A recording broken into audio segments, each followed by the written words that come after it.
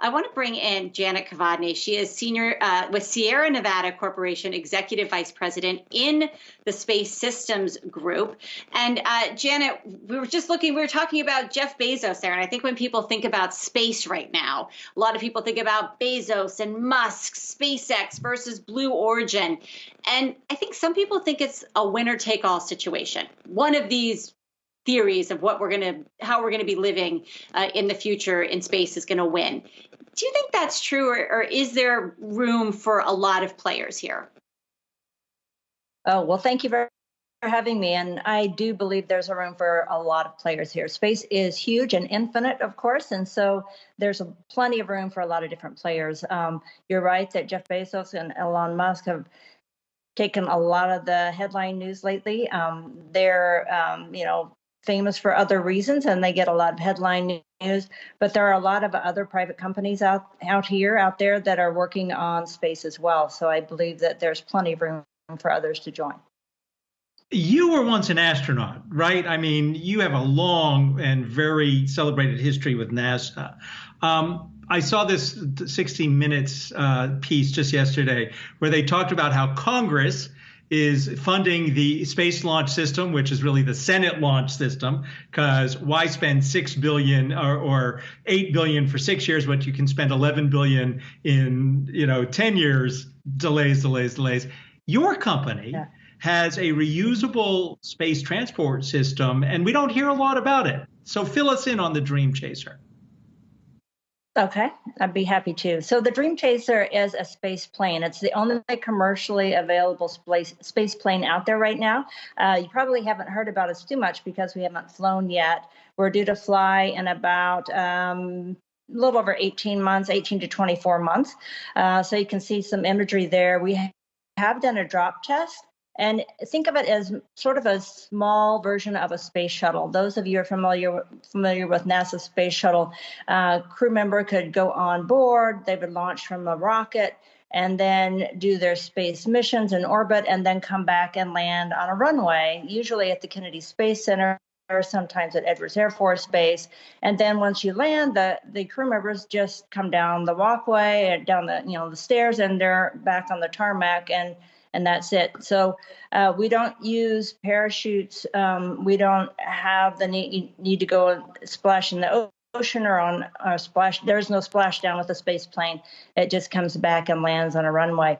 In fact, we could land on pretty much any runway in the United States or around the world that 737 could land on, for instance.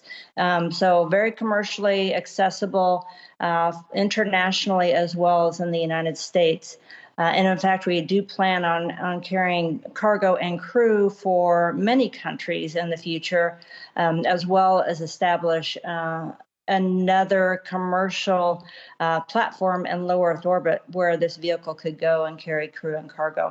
So as we all know, after the end of the ISS, the International Space Station, which you see there, at the end of its natural life, there will need to be a new commercial platform that we transition to, and we hope to provide at least one of those platforms. The cargo module there that you see burning up, disposes of cargo, and then this vehicle lands on the runway with the crew and the cargo that is meant to come back and be recovered, and especially delicate cargo that can't absorb an impact of a hard landing. What is the timeline for all of this? I mean, I look at it, it's amazing. I'd like to see this all happening tomorrow, but are we talking 20 years, 30 years? Like, when is it? All right. So, that vehicle is actually in production right now. The first tail number is called Tenacity, and it is due to launch in the second half of 2022. So, less than 2 years away.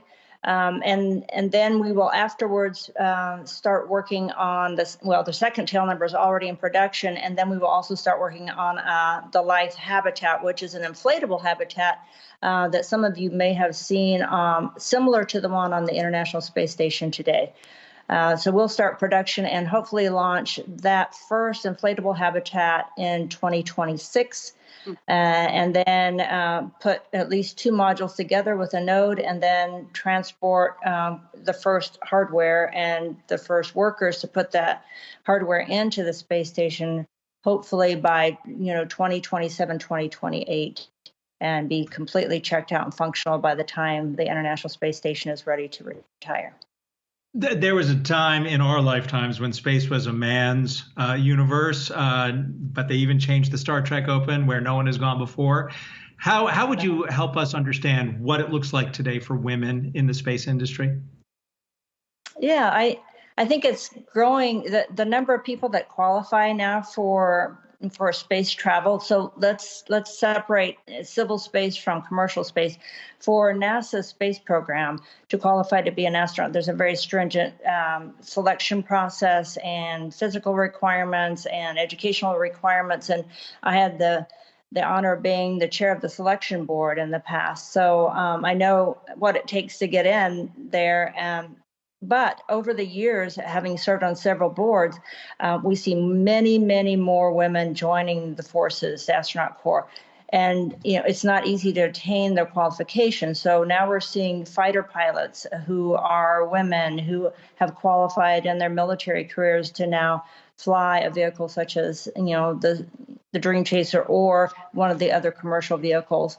And women are, achieving PhDs and going out and doing the more technical jobs in greater and greater numbers. So it's much more common to see women apply now and be qualified for those jobs. So when I was chair of the board in 2013, it was the first time we were ever able to select 50% women and 50% men in the astronaut corps. So that was really cool.